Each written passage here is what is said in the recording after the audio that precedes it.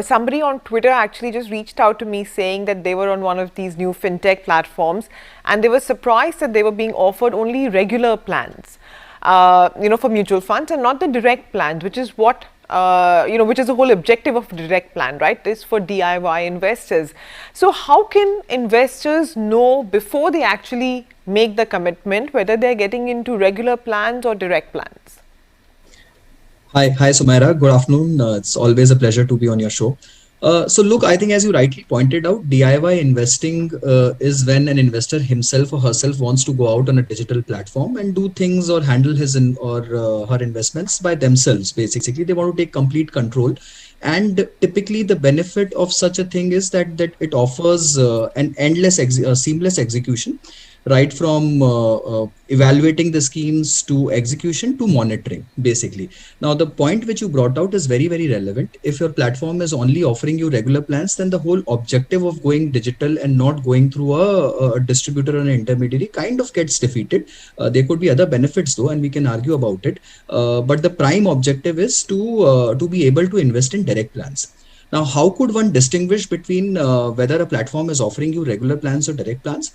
Number one, and very, very simple, every scheme which you buy, which is a direct plan, will have the word direct in it. It's a very categorical requirement from SEBI that scheme which is direct plan will have to carry the word direct.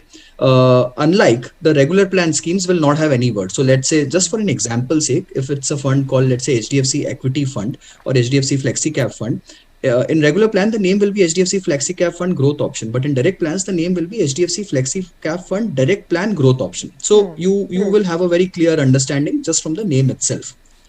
That's the most important part.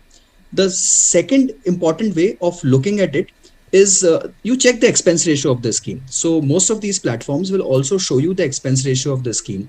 If you can figure out, and you can go to an independent third-party website or the fund house's fact sheet or website and check the expense ratio, a direct plan expense ratio will always be much lesser than the regular plan expense ratio. And that's the second way of tracking it. And the third way, which is a slightly more cumbersome way, is to check whether the platform has a SEBI RIA license or a SEBI registration number, basically, which is like INA or INZ, a 12 character kind of an alphanumeric key. So they are supposed to be, or they are actually, these platforms which carry a SEBI RIA license can sell direct plans of mutual funds.